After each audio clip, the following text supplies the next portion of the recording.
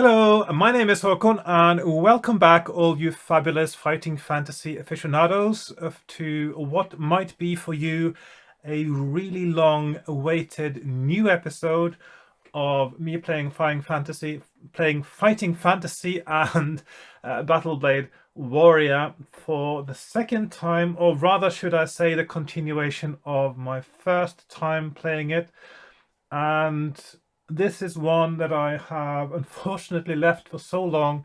I had to watch quite a bit of my previous video that I made on it just to remember what was going on.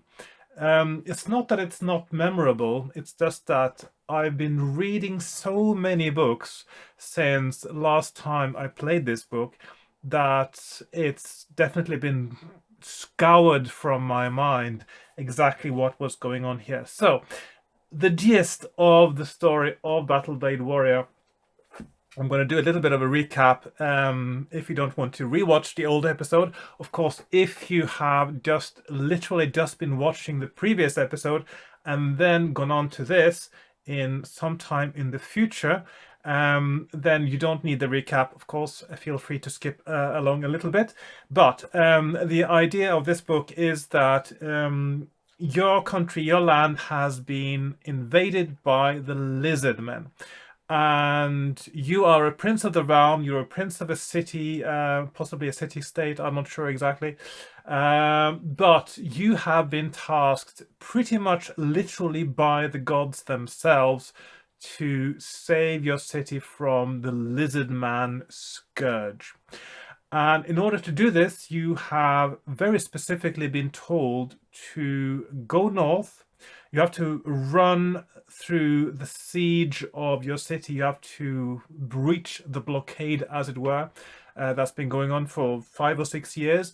And you have to escape your own city, go north, find an old man who knows something about the whereabouts of a few divine artifacts known, as we get to know rather at the end of the story that we got to last time, will be known as the arms and the eyes of Telak, I think, if I remember correctly. And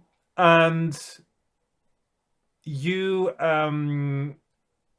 just as we left the game, we are about to go into a dungeon crawl section, it seems, of this game.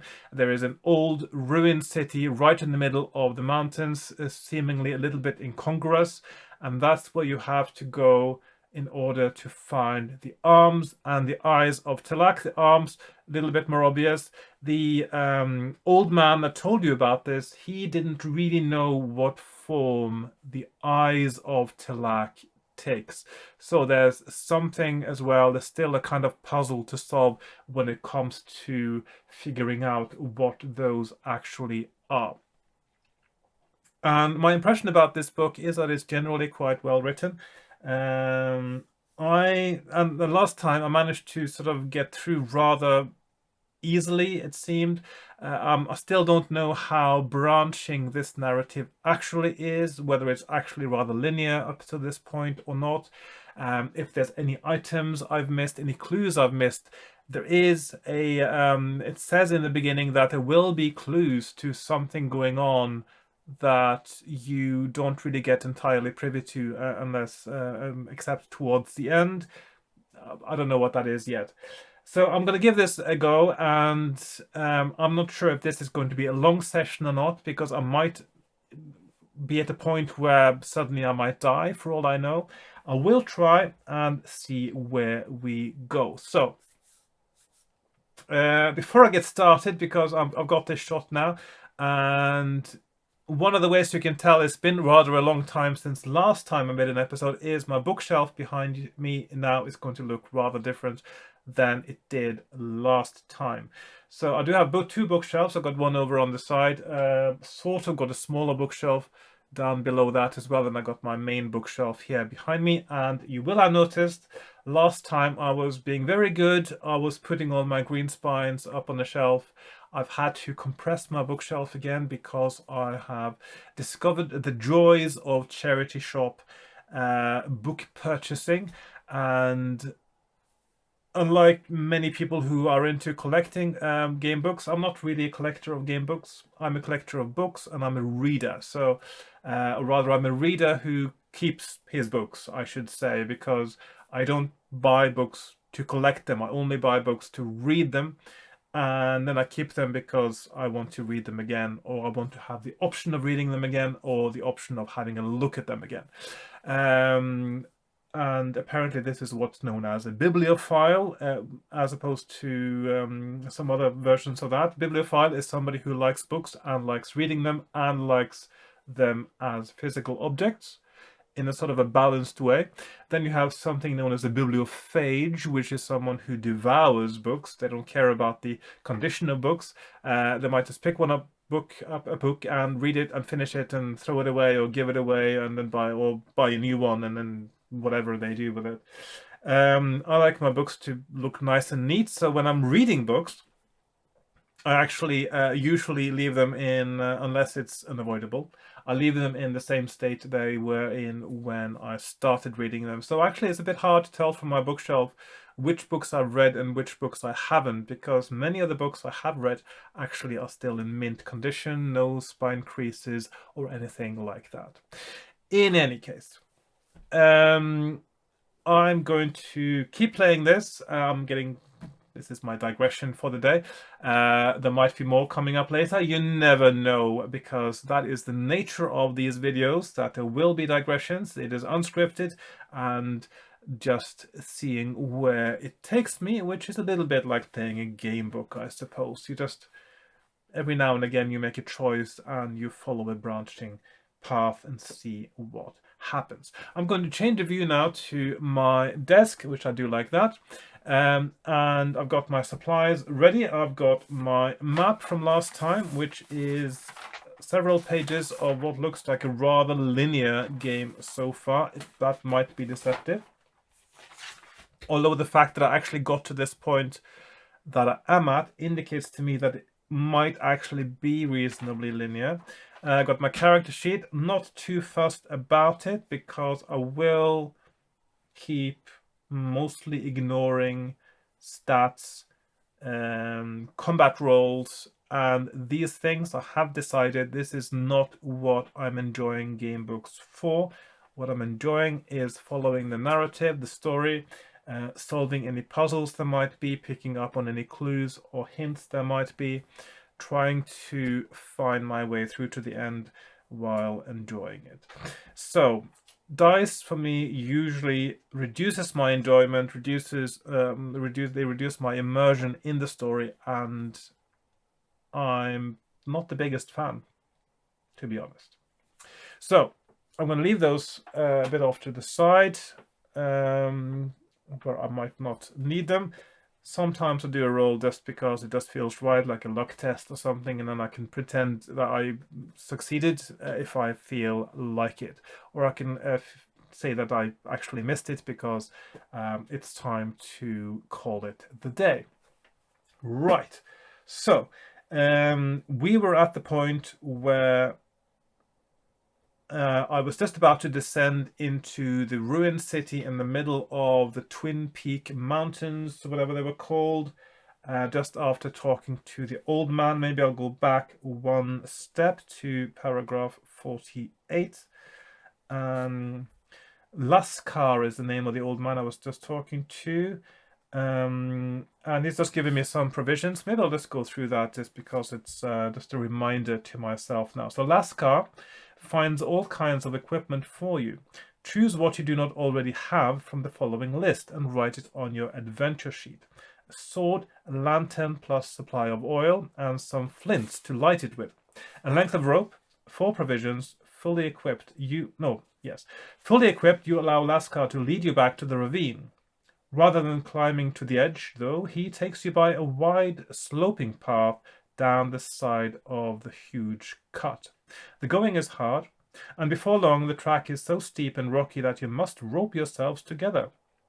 Eventually you reach the base of the ravine and stand looking out across the ruined city with its once beautiful buildings now lying at strange angles, twisted and cracked by their faults. It's almost like a city was on a mountain and the mountain cracked and it fell into the ravine. Lascar leads you through the city, bringing you to where a huge depression leads down into the earth. The roof of a covered courtyard has fallen in, and several dark and forbidding passages lead off it. Lascar points one out. That one leads down to another courtyard from where you will find passages leading to the crypts, the royal palace and chief temple. I have not been further than the courtyard. You embrace the old man, and he departs to climb up to the temple on the north side of the ravine and await your successful emergence from the underground complex. Will you descend into the darkness or pause a while?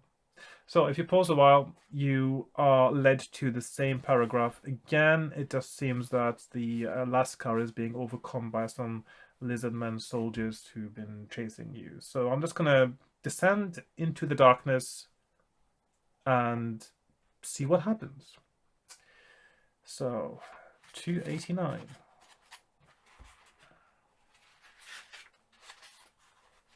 Immediately it is very cool and very dark. You light your lantern and peer about you. The passage is decorated with rows of statues, now toppled and smashed. The floor beneath your feet may once have been a flight of steps, worn smooth to a shallow slope which climbs down into another covered courtyard. From here lead off two passages, both dark and uninviting. Will you take the one to the right or to the left? So we got two options for our next choice. So to right 171 or left 267. I'm going to go left this time and see what we find there. The slope turns into steep steps.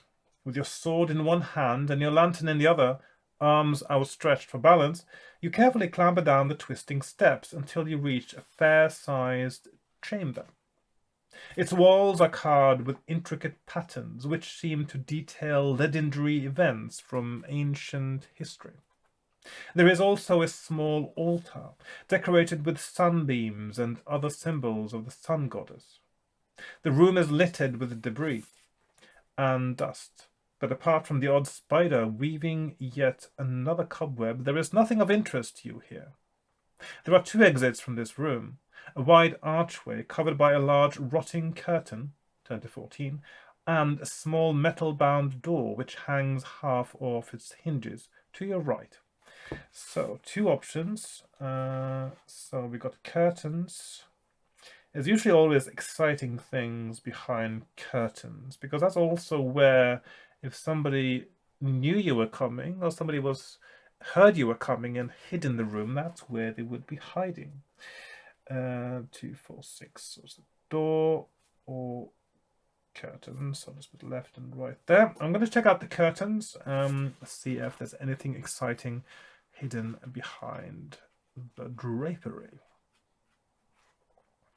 You carefully push the dust-hardened curtain out of the way with your sword, revealing a circular chamber with an exit on its far wall. Cut into the walls on either side are dozens of narrow shelves, each one occupied by a body. These catacombs are very ancient, and many of the bodies have decomposed to skeletons, which look quite grisly in the flickering lantern light. Gingerly you poke one of the cadavers, but nothing untoward happens. Do you move on or investigate further? So we've got the option of moving on or investigating further. Now, hundreds of years, and of course, they should all have been turned into skeletons by now. But there you go. Actually, it doesn't take that long, especially if they're left in the open like this for animals to get at. Right. So 297, move on, or 351, investigate further. Of course, I'm going to investigate further. 351.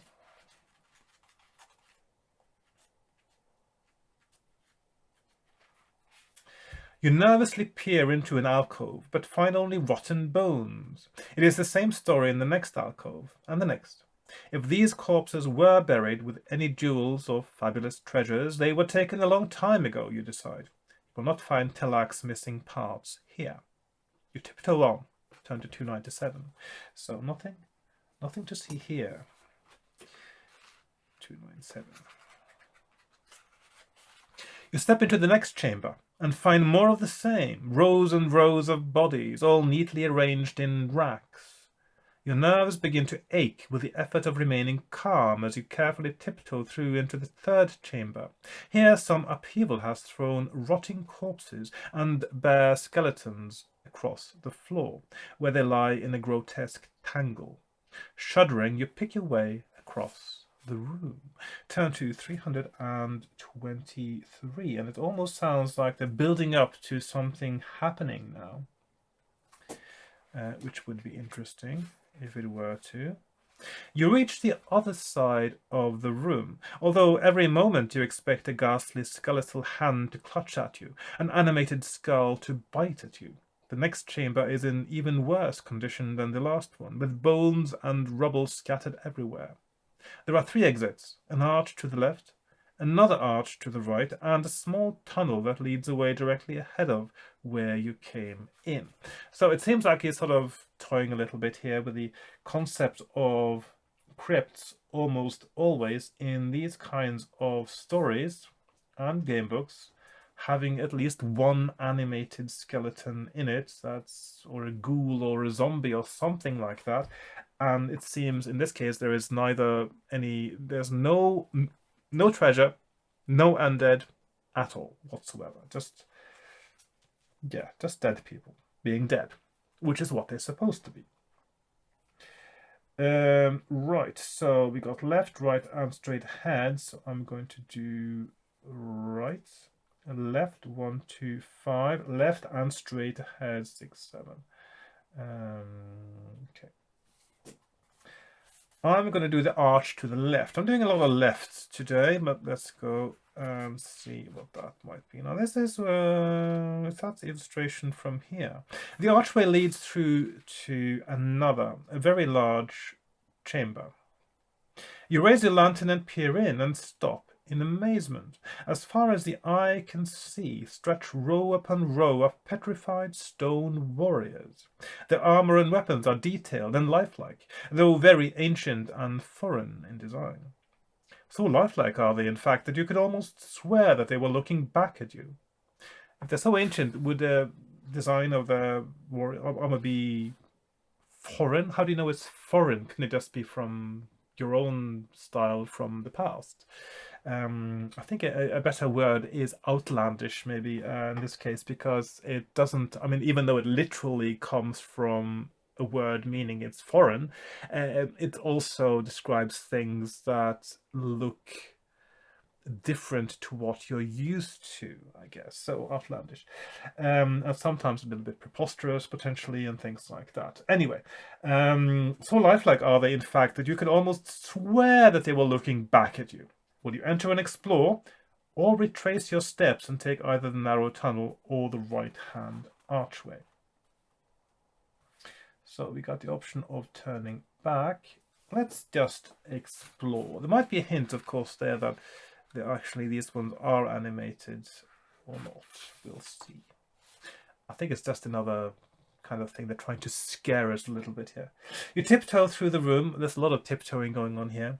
Of stone warriors, hardly daring to breathe.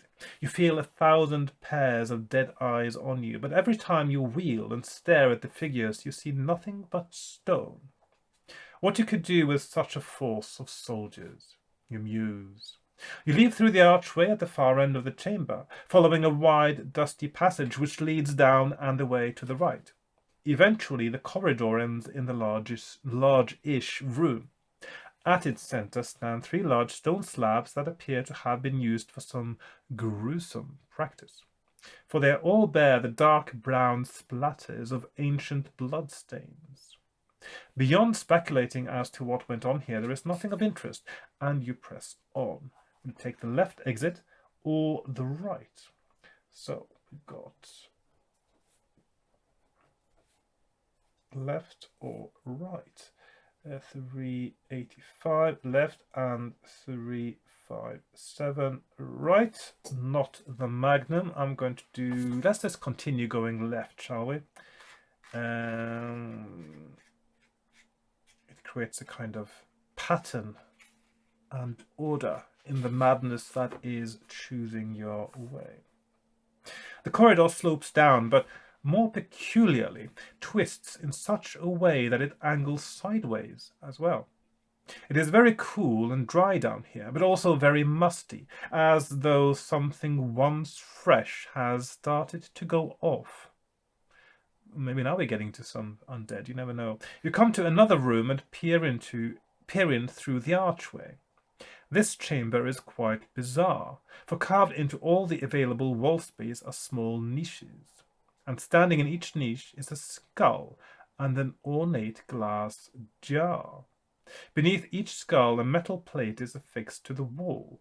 The skulls of 10,000 beings must be in here, you think, as you gaze in wonder. You peer closer at a niche, only to find that the skulls are not human at all. They are fluted, more as you imagine an elf's skull to look, except that they also bear very exaggerated canine teeth. The jars next to each skull contain a nasty surprise for you too, for each holds a small, wrinkled grey lump of flesh that might just be a brain. You can't make out what's written on the small metal plates, though there is definitely something there, for the symbols have become faded and illegible over the ages.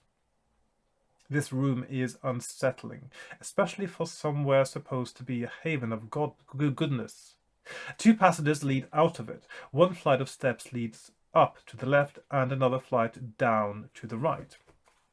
So when they started talking about the musty smell, the kind of smell that I would think of, there's a special kind of smell you get when you have specimens of what used to be living things in a sort of an alcohol, formaldehyde kind of solution on shelves. And there used to be that smell. There was in the Natural History Museum in Bergen, Norway, where I'm from, there used to be some sections of it that had that kind of smell, together with the smell of old wooden floor, old like sort of oak wood floors and walls and shelves. And it was a little bit of an uncomfortable smell, but they did actually redo the whole exhibit, and I think it took them years actually to redo everything and clean everything up and change things, and they probably swapped out a lot of the liquid used for some specimens as well, and now it doesn't smell like that anymore, or at least it didn't smell like that last time I was there, which is probably 15 years ago. Anyway, I digress. But it's that kind of, yeah, I can imagine the kind of smell that is alluded to here based on that.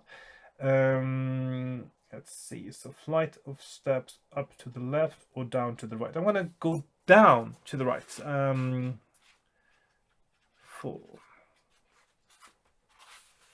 You walk to the top of the stairs and peer down. They seem very steep, and it is very dark down there. Then you draw back hurriedly, for you are sure you heard voices down there. Yes, there they are again. Lizard men. You run for the other steps and leap up them quickly, hearing the clatter of the enemy's boots on the flagstones in the distance behind you. You come to a door, and once you have gone through, it slams shut behind you. On its own accord, apparently. In alarm, you notice there is no lock, and gazing around, you realize there is nothing to bar it with either.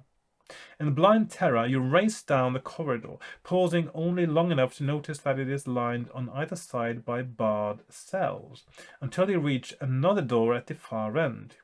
You kick at it, and it holds firm. It's locked. Your heart sinks. Will you continue trying to force it, or look for a key? So presumably that means that now, having gone to this paragraph, I will end up in the same place as if I'd gone to the other one, but I'll just put the options Actually, I'll just check because it actually matters to my mapping now.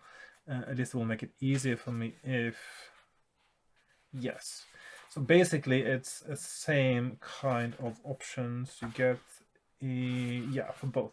So whether you go to left or right there, you end up with the same two options, which is either to try to force the door or look for a key. I'm going to look for a key. 264. Okay. Yes, there we are. You glance about frantically, the footsteps making you panicky and confused. There is nowhere to hide in here, and then you see it, a large metal ring with a key attached to it, lying half hidden amid some dusty trash a few paces away. You grab it, fumble with the lock, and then it's open.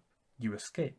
Turn to 216. It sounds like the writer here is trying to create a little bit of tension, a little bit of so it feels like something is at stake. There's danger all the time, which is something I quite like because that's often missing from these kinds of books.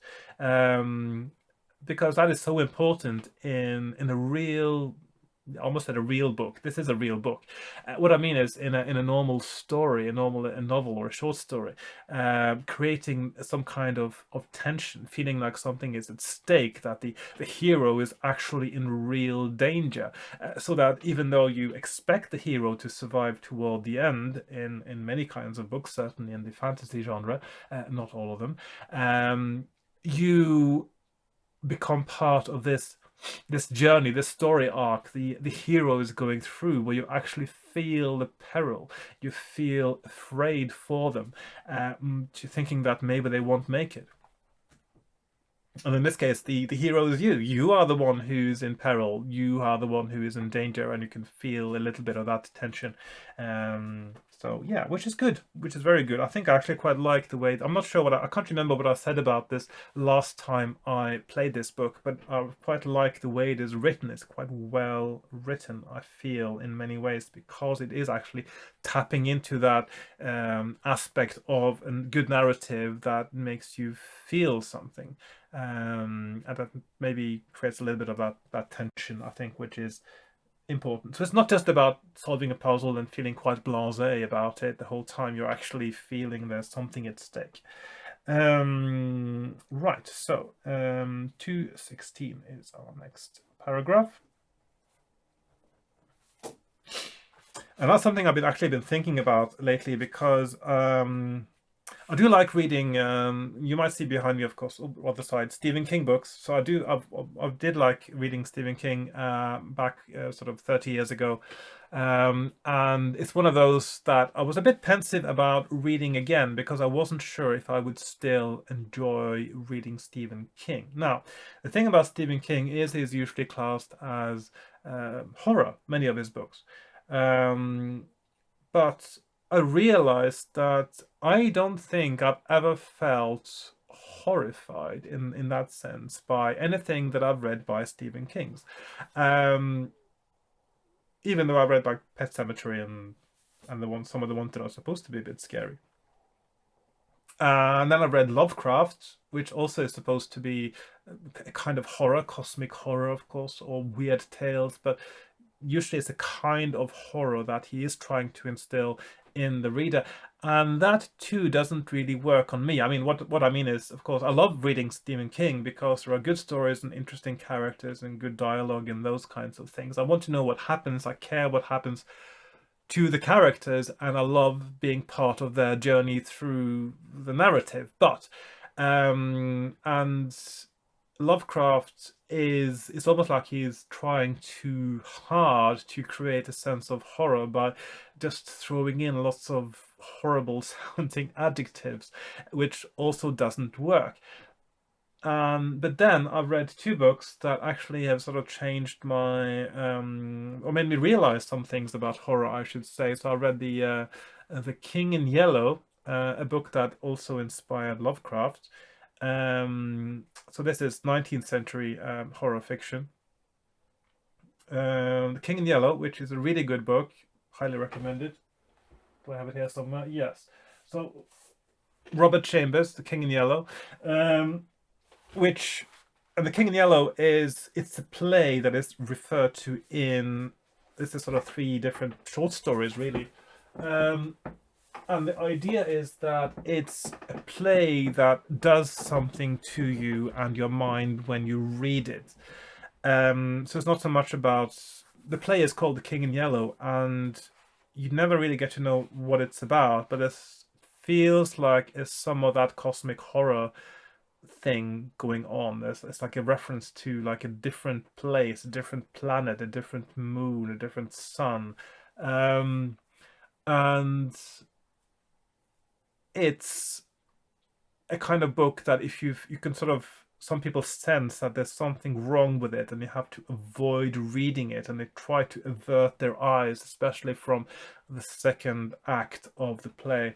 But once they start reading the second act, they get drawn in and they can't stop until they've finished reading it, by which time it's like their soul and their thoughts have been corrupted by it, and it affects their actions. It's like a kind of madness has taken them over, and it changes how they behave, and it's like they get flashbacks from an existence that isn't even theirs. It's like they become part of the King in Yellow. It's kind of a strange thing, but it really works.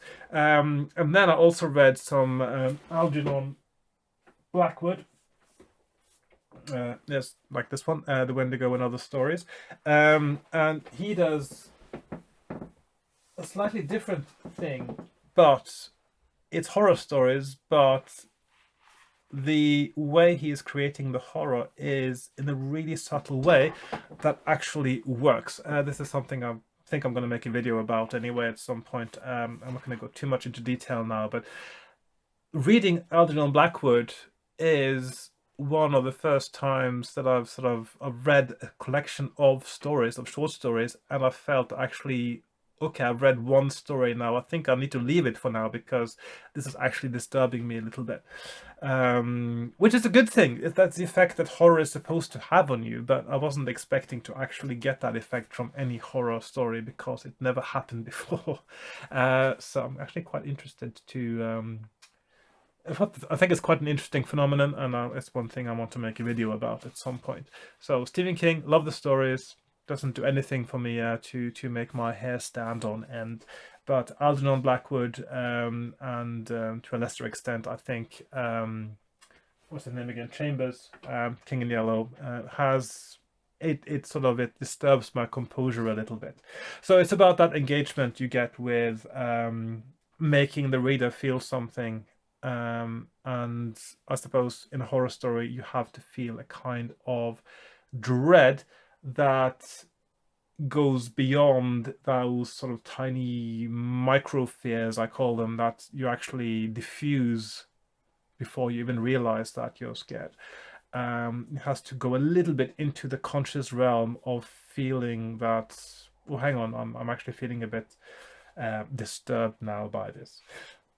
Interesting thing, I think, horror fiction. And yeah, anyway, I'm seriously digressing now. I hope you find this interesting, but if not, then feel free to watch something else or skip ahead.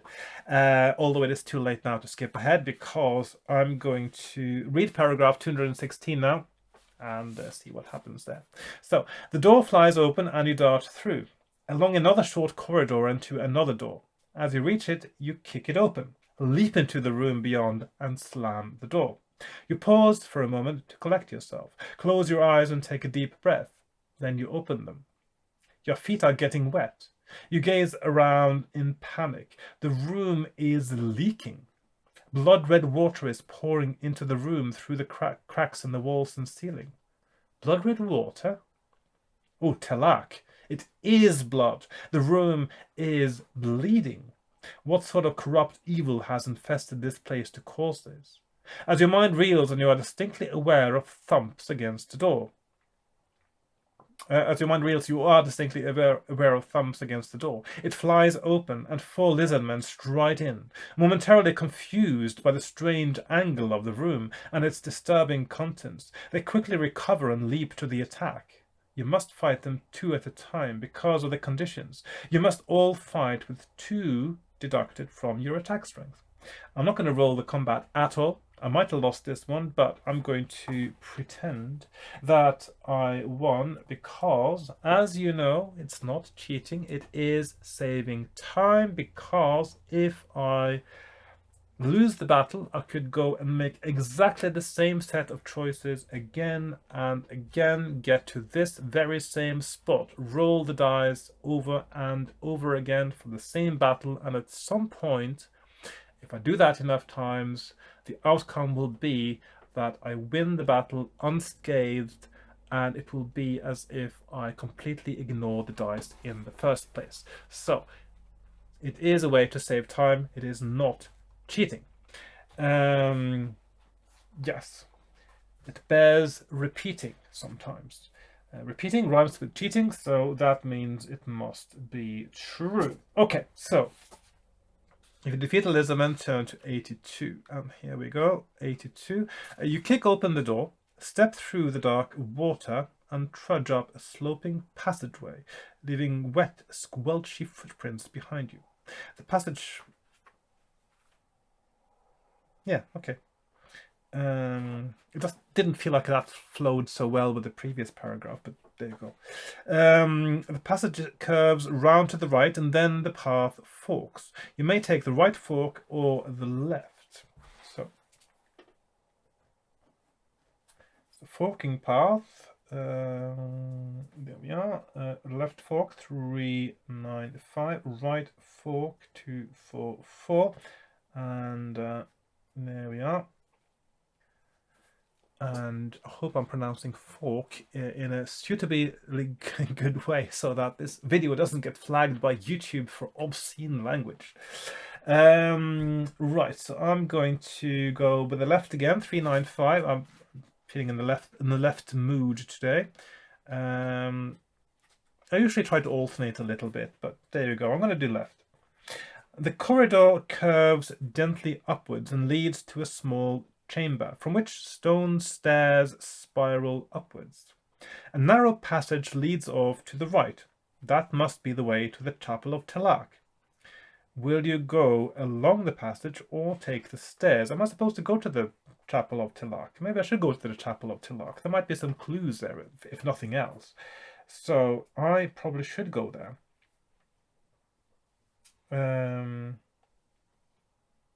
So along the passage or take the stairs. So I'm going to do that like so. Stairs 301, stairs, and along the passage 165. Okay. Hello. Right, let's go along the passage, see what might be in the chapel. The narrow, rough-hewn passage slopes down for some considerable distance and ends at a narrow doorway. You listen but hear nothing. Carefully, sword at the ready, you push open the door and peer into the room. What a magnificent place! Columns stretch out on both sides, disappearing into the shadows, but ahead of you, well, what a sight! The walls are lined with weapons and shields and carved with murals depicting many great deeds. At their center, though, stands a magnificent altar to Telak, and upon it stands a small plinth holding a magnificent ruby. Could this be the Eye of Telak? Actually, I was thinking along the lines of maybe it is a gemstone. Gemstones are often called the Eye of whatever it is. It's not an uncommon thing. Of course, even in fighting fantasy, you have the Eye of the Cyclops, you have the, which is a gemstone, you have the, in Warlock of Firetop Mountain, you have the Eye of the Basilisk in Midnight Rogue. So there's some history, even just within the fighting fantasy franchise, that uses this tradition of calling gemstones something the Eye of whichever. Could this be the Eye of Telak? Will you approach the altar or return to the stairs? Now, returning to the stairs, interestingly, is a different paragraph than it was in the first place. always a bit intrigued when that is the case, as if something changed by the fact that you made a different choice, which is something that I think should happen more often in game books as well, because there's often an aspect of time that is almost completely ignored, because obviously it's a little bit difficult to make different things happen in the same place. In the game book, it's a lot easier to just let a location be a location, and then the timing of what happens there is tied to your being there rather than when you're there, if you see what I mean, which is very different. It adds a lot of complexity both to writing a game book, and certainly it also makes it more complex to play it, or certainly to map it as well, and trying to find out where you're supposed to go. But it's quite a challenge, and something that many game book writers have been known to do as well, and sometimes quite successfully, I believe. So it's 253 to return to stairs, or I'm just going to put that over here on the left. 229 to approach the altar.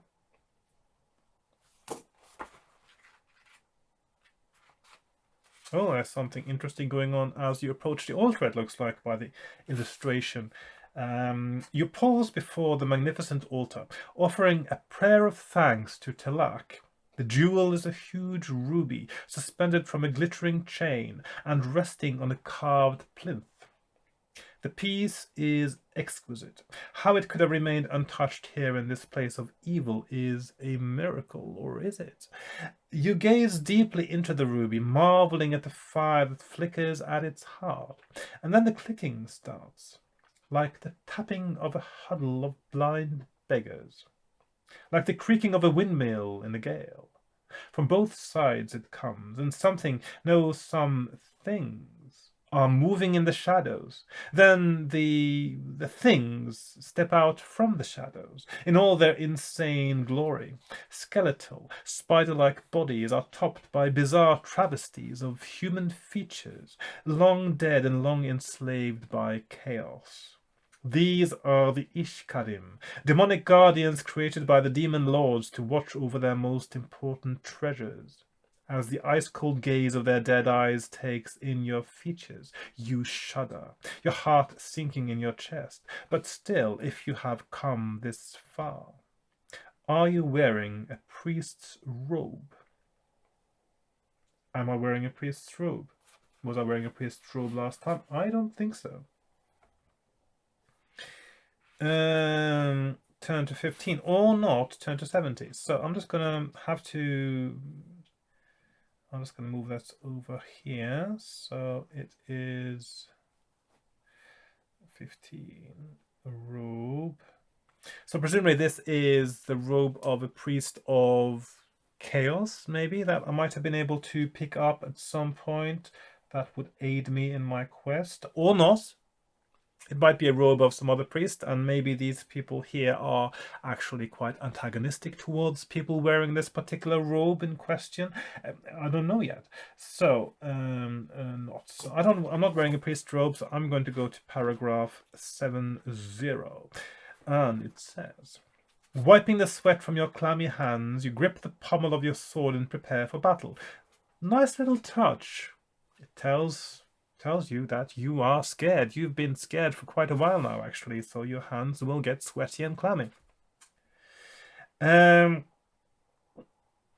You may fight the nightmarish creatures in twos. However, if you should score a hit, the revolting bony frames are so strong that your sword will only cause them to lose one stamina point. This is actually quite a hard battle, especially so soon after the previous one. If you defeat them all, you may take the jewel and leave by the small door to the stairs. I'm not sure if this jewel is the eye of Telak, but yeah, we never know. 87. So 87. So I'm going to go towards 87. So new page. FF31, page number 5 already, because we've mapped it quite linearly this time. And I'm going to go here to 87, and I will grab the gem, I suppose. Gem. Okay. I'm not so sure it is the right gem, but well, we never know. It might just be. Could be a red herring, a ruby red herring. Could just be. The door opens easily enough, leading to a narrow, rough-hewn passageway which slopes up for some distance. Eventually it ends in a small, smooth-walled chamber. Another leads off to your left, but you're not more interested in the stairs which spiral up to Lascar and Freedom. I don't want to go to Freedom yet, because I would have wanted to find the arms of Telak as well as the eye. So it is possible this is the eye. It's possible I missed the arms. So what I'm thinking is, if there's no indication that there's anything now that I am missing from the previous part of my adventure, that is to say my previous episode, and that the only thing missing might be the arms of Telak that I should be able to find in this particular section of the book, next playthrough I will start from the same spot that I started today, see if I can find something else in this dungeon crawl section, as I like calling it. So 301. I'm not sure if he's still alive. Let's find out. So we got 301. The staircase spirals on up, though thankfully its condition is not too bad. Eventually, after a taxing climb, you reach the top, where your way is barred by another small metal-bound door. You sneak through into a dingy anteroom. Through an archway you can see into the temple. Lascar is standing his back towards you, as if contemplating the small altar before him. Now, what happened to Lascar? Because it seemed to me, if you paused before going down, which I did last time, it seemed to me that maybe he would have been overcome by the forces of evil, as it were, and maybe he's been taken, and therefore because he was sort of basically taken away by the lizard men, if you pause and wait and see, which means that this might be some kind of trick that is now happening. This is not actually Lascar, or it is somebody else is controlling him, or somebody in the shape of him. I don't know yet. So I'm a bit skeptical about this, knowing what I do. So, what's making that noise? Am I making a noise with my shoes? I'm wearing shoes. Why am I haven't taken my shoes off since I went for a walk. Sometimes I forget, or sometimes I think I might go for another walk, or go to the supermarket or something like that. So I just leave my shoes on, and also it's also last year when I had a bit of a sore foot, it was actually more comfortable for me to wear shoes than not, because it added a bit of support around my toes and for the arch of the foot as well. That made it more comfortable for me. Anyway, 301. So we got 217. Join, or 140. Wait, I'm going to wait because I'm very suspicious now, but I'm going to go over to him because that's what he might be expecting, and therefore that might be part of what the trap is. Join. So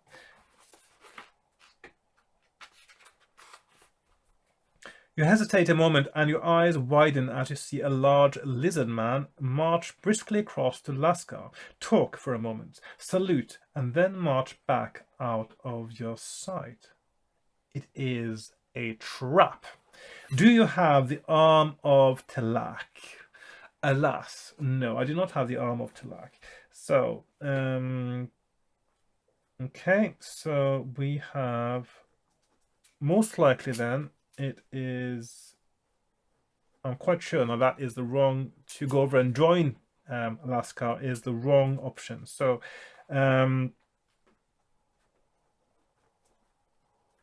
now it's the arm of Telak, 373 arm, question mark, or 77 not. So this is probably where it will soon become apparent that it will be the end.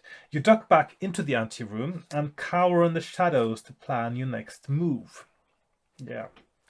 Do you cower when you plan your next move? If you cower, you're actually too busy being cowering as opposed to actually plan your next move. It's almost like you're giving up. You're being almost cowardly.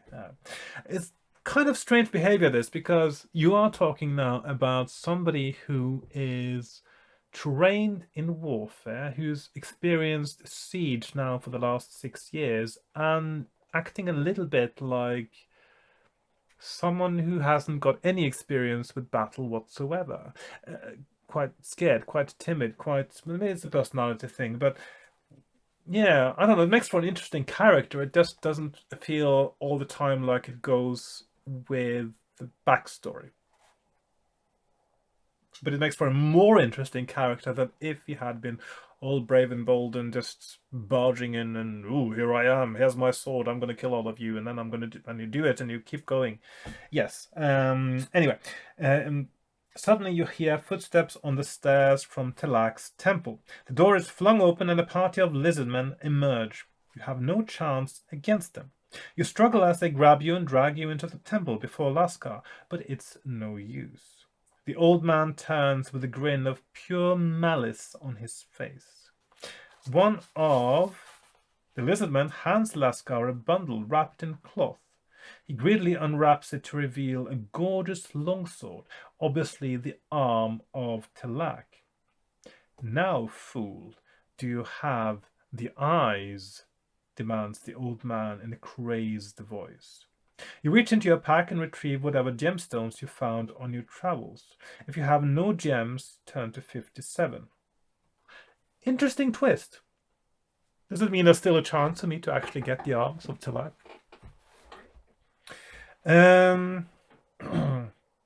So, no gems is 57. Okay, so 57. No gems. With a disdainful gesture, you scatter them across the floor. I've only found one, though. There might have been more. Laskar dives for them with a mad shout, and you lash out at him. Roll 2 dice. If you roll your skill score or less. So we actually got a skill test. 11. My skill is 11. So turn to 46. So that's success. And 57 is fail. So I've succeeded in a skill test. Okay, so something might happen still that sorts things out.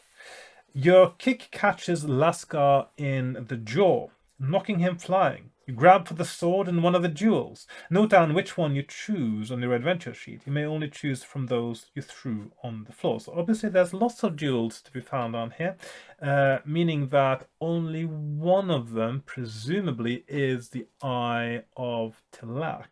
So it may not be the ruby. It might be something else. So, which is interesting as well, because that means, again, that there's quite a big likelihood now that I will have to start back from the point where I go down into the city and I need to explore further in this section of the book. Interesting how it seems like you're almost getting a second chance here, or maybe you're not intended to actually find the arms. Maybe this is the way you get the arms of Telak. Either way, it is supremely interesting, I think, in terms of structuring a game book, something that Ian Livingstone might have been able to learn something from, except it's probably too late for that now. Okay, so we got 371, 228, 173, or 293, and that is diamond. I don't know if I've had any clues anywhere as to what kind of gemstone might be most closely associated with the god of Telak. I certainly can't remember it. There may have been something subtle somewhere before that I just haven't picked up on. I can't remember anything that would have indicated any particular gemstone over others. But of course, I haven't rewatched or reread the entire journey of my previous playthrough, so there might be something that I missed. But whatever the case is, I've only got one gemstone, that is a ruby. I will have to pick the ruby now and see what happens. I will be able to eliminate it, possibly as a candidate, or find that it's the correct one. The ruby slips into the hilt of your sword, glowing dully in the semi-darkness. With a howl for vengeance, you leap for Lascar. The old man looks momentarily horrified, but parries your blow easily with his staff. Where is the fabled power of the weapon? An arrow thumps into your shoulder, another into your leg. You drop to the ground and the lizard men close in, swords raised for their final blows. Your quest is at an end. And therefore, that means ruby is the wrong thing. Which means I've narrowed it down to diamonds, emeralds, or jets. And I also should put in hammer the end. So, I presume this means that this episode will be slightly shorter than my usual one, except lately, of course, I've made so few episodes, there is no such thing as a usual episode at the moment. I'm hoping to squeeze in a little bit more and more frequently. Because the way I've structured it now and actually took a break in the middle of one playthrough, maybe my next playthrough, starting from the same point as I did today, I'm just going to change my view now, from the same point that I did today will also not be too long, so maybe it'll be easier for me to feel I've got the time to actually squeeze it in amidst other things. Of course, there are many reasons why I don't make as many videos as I used to, and I've mentioned those in another video, but I will try. So I quite enjoy this relatively short playthrough today. I still really like the way this is written, I must say, because it reads like an engaging narrative. There's a bit of tension, there's a bit of emotion, there's fear, and of course I am on a quest to find something, and it's not just a shopping list thing, it's actually a very important item. It makes sense in the narrative. It's not a sort of a random object that just happens to be what you need kind of thing, like even Livingston is known to perhaps do in his stories. So I think that I'll leave that for now. And I just realized actually earlier today that one of the reasons which I didn't mention in my previous video on the subject of my channel status, another reason why I don't generally make or take as much time for my fighting fantasy videos as I used to is that in one way it is playing a game, it is making a video, but it also is reading. And I just realized that now that I'm reading more books, it feels like I get more of my fill of reading from whatever else it is I'm reading. I'm not just reading at bedtime anymore, I'm also reading during the day a little bit. I usually have a sort of a lunch coffee or something like that, where I also take my book with me wherever I go and I read. Sometimes I read a little bit before getting ready, starting to get ready for bed as well, if I feel I've finished whatever chores or tasks I had set myself for the day. And these things add up to perhaps feeling that I don't have as much motivation to play these game books, but I really do want to play more of them. Now, I did mention, of course, since last time, I do no longer have a shelf where I keep all my fighting fantasy books. What I have done is, of course, I got my David Attenborough collection up here, which I'm going to make a video about someday. I really love David Attenborough. I think he's absolutely amazing, and of course he writes the way he talks, which is very charming. And it's one of those few non-fiction things I really enjoy reading. And I just like the books as well. And another interesting thing about my David Attenborough books is that they're practically all charity shop finds as well. Anyway, so I got my Fighting Fantasy books up here, and my system now is that up here are the ones I haven't played yet, and then in my shelf down on the side, which you can't see, I've got the ones that I have finished playing, and also my duplicates, which I probably should sell one of these days because I don't need them. I'm not a collector of Fighting Fantasy books. I don't keep multiple copies, so I have one reading copy and one collection copy. I just keep the one that I like the best for whatever reason, and stick to that. And whatever else is something that I can sell or give away. I have actually taken one or two to. One of those community bookshelves you get in different places. There's a cafe in town that is run by the council or owned by the council, I believe, that has a community bookshelf, so you can leave books and pick up books. And I left a game book there. It was gone within 2 days, I believe. I don't think I saw it again. I left it, and the next time I came back, it was gone. So that's a good thing. My idea was that instead of trying to sell it, which would have given me a few pounds, I guess, it would have been fun just to see if I could, maybe somebody who hasn't played Fighting Fantasy game books before discovers it and says, oh, what's this about? And then they have a look, and maybe somebody else might get interested in this rather niche, when you think about it, kind of hobby, which is to play and potentially collect game books. Yeah, it's a bit of a nostalgia thing these days. Or maybe even somebody spotted it across the room and said, oh, it's like the one I had when I was a little boy. Yes, quite possible as well. So, yeah.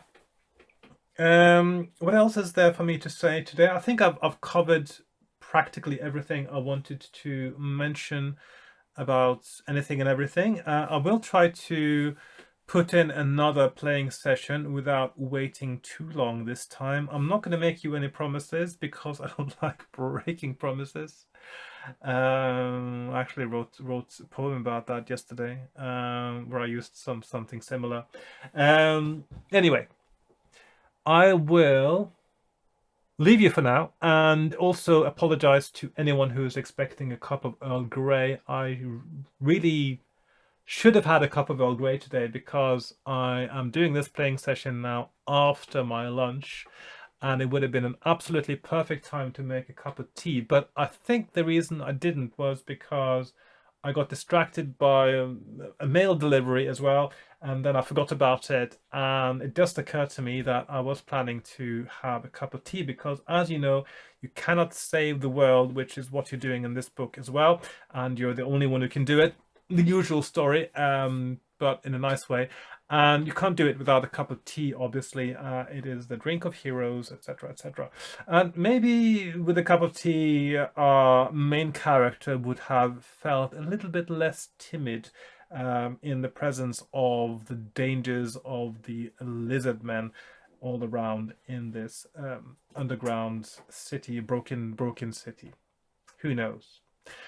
Anyway, I will see you next time. You know how to support my channel if you want to. You can like, share, subscribe. Join me on Patreon. Buy art prints on pixels.com or fineartamerica.com. Same thing, actually. They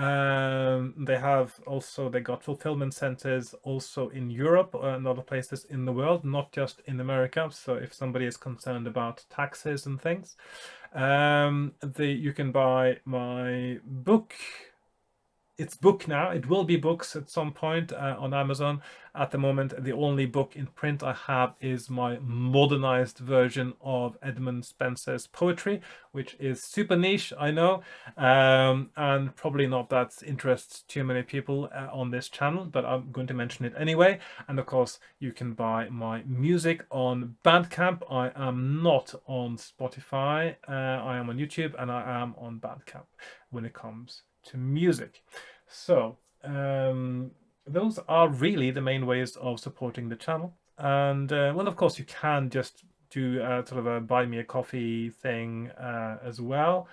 And of course, now I drink coffee, so yeah, it's expensive, and yeah, it would be appreciated, of course, if somebody feels my content is worth that. And also it gives me the encouragement to keep going, etc., and make more videos, which is something I want to do, but of course sometimes you feel that it's not always worth the effort. I know I'm doing it mainly for my own sake, but that also means that whenever there are other things that I should be doing, it doesn't get top priority. If, of course, there was more in it, as it were, I would possibly prioritize it a little bit higher.